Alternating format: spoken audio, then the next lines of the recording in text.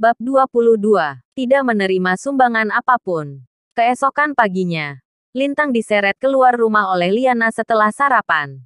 Yang aneh adalah kali ini, alih-alih membuat Lintang mengendarai mobil, mereka naik sepeda listrik.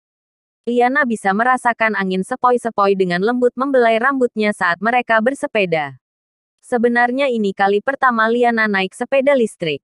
Dan terutama karena dia duduk di belakang Lintang. Dia bisa mencium semburan maskulinitas yang berasal dari pria itu. Ini membuat wajahnya yang cantik memerah dan Liana tidak tahan untuk mengencangkan pelukannya pada Lintang. Wanita itu pun berkata, "Lintang, ayo kita pergi ke Mall Century."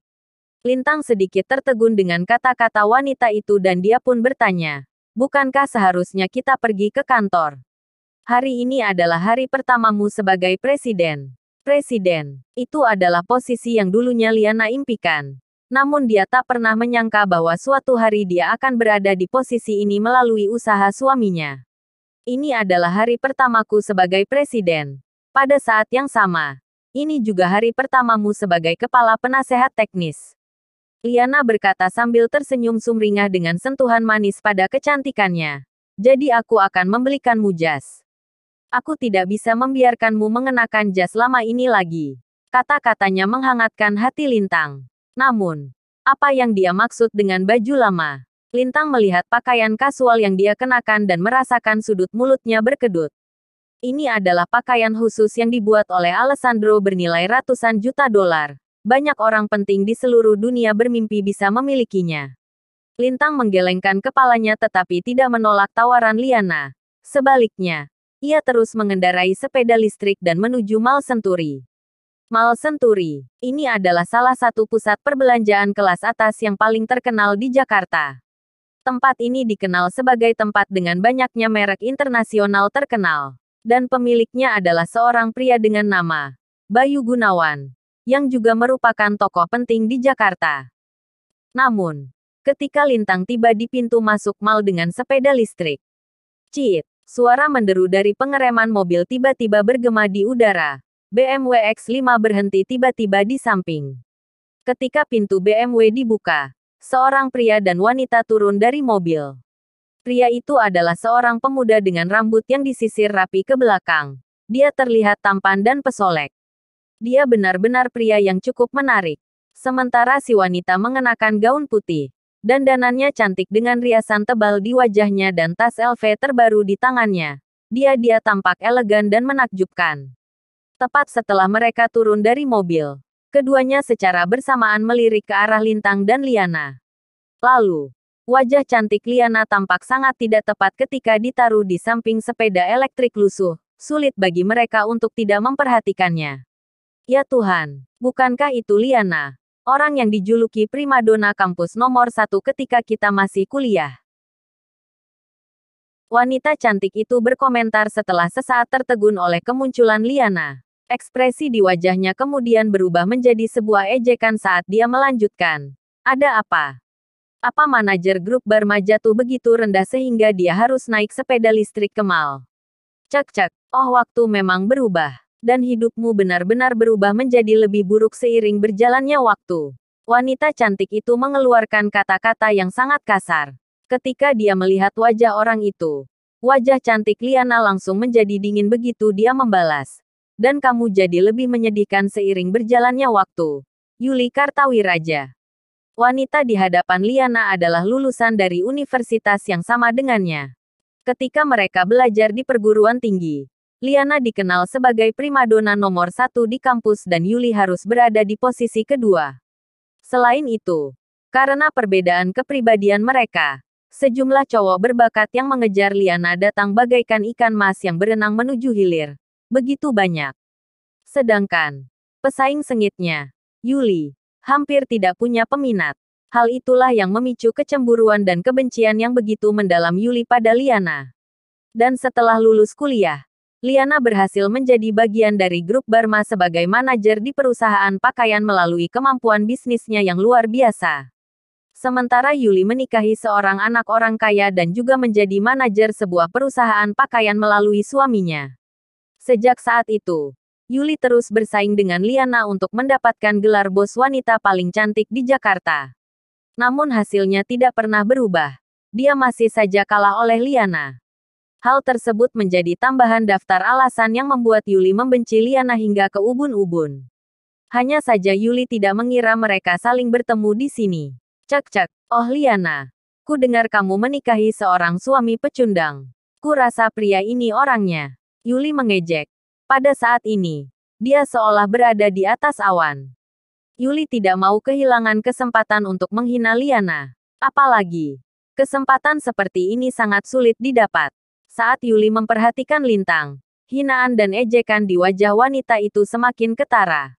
Apalagi ketika dia melihat Lintang memakai baju lusuh. Yuli menambahkan, Liana, harus aku bilang kalau kamu ini benar-benar punya selera yang mengerikan. Apa kamu menikahi seorang pengemis? Ya Tuhan, pakaian yang dipakai suamimu ini. Dia pasti sudah memakainya selama bertahun-tahun. Kemudian, Yuli membuka tas LV-nya. Dia mengambil uang kertas rep. 250.000 dan melemparkannya ke kaki Lintang sambil berkata, ini, aku akan memberimu hadiah ini, pengemis. Ambil uang ini dan belilah beberapa pakaian baru dari kios pinggir jalan supaya kamu bisa menyelamatkan istrimu dari rasa malu. Hahaha, Yuli tertawa terbahak-bahak. Mempermalukan Lintang jauh lebih menyenangkan daripada menghina Liana secara langsung. Dan Yuli bukanlah satu-satunya. Pria yang berdiri di samping Yuli tidak tahan untuk melihat dengan tatapan membara pada Liana dan melakukan hal yang sama dengan Yuli. Dia mengeluarkan uang rep. 250.000 sambil senyuman. Kemudian melemparkannya ke kaki Lintang. Pria itu berkata, karena istriku menghargaimu dengan uang tunai. Tentu saja, aku harus melakukan hal yang sama. Rep, 500.000 harusnya lebih dari cukup untuk seorang pria yang menikahi keluarga istrinya untuk membeli beberapa pakaian baru. Benar-benar penghinaan. Lembaran merah rep. 500.000 tergeletak di lantai seperti kaki raksasa yang menginjak-injak harga diri Liana dan Lintang. Liana bisa merasakan kemarahannya memuncak saat badan rampingnya bergidik dengan kemarahan dan ekspresinya menjadi gelap.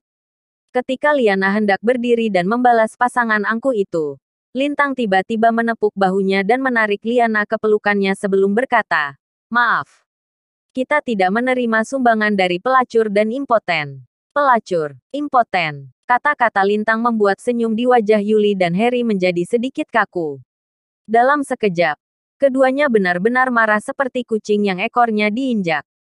Bajingan. Siapa yang kamu sebut pelacur?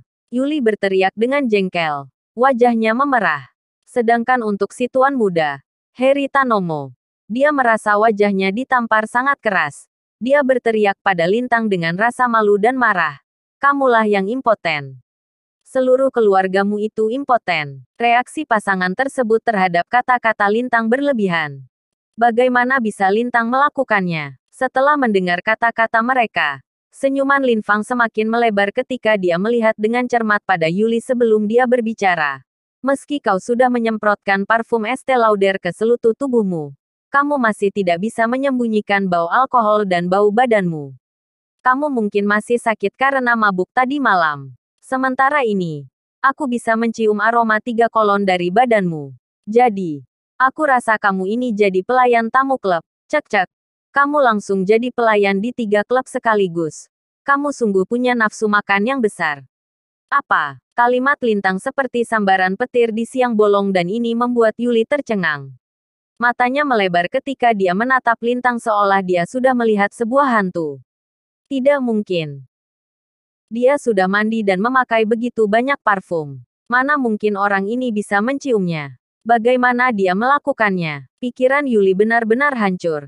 Semua sistem badannya sudah tertutup dan dia bahkan tidak bisa bereaksi terhadap kata-kata Lintang. Apalagi membantahnya. Namun, Lintang tidak berhenti di situ. Dia berpaling dan menatap langsung pada Harry dan berkata dengan senyuman menakutkan yang membuat badan dingin hingga ke tulang belakang.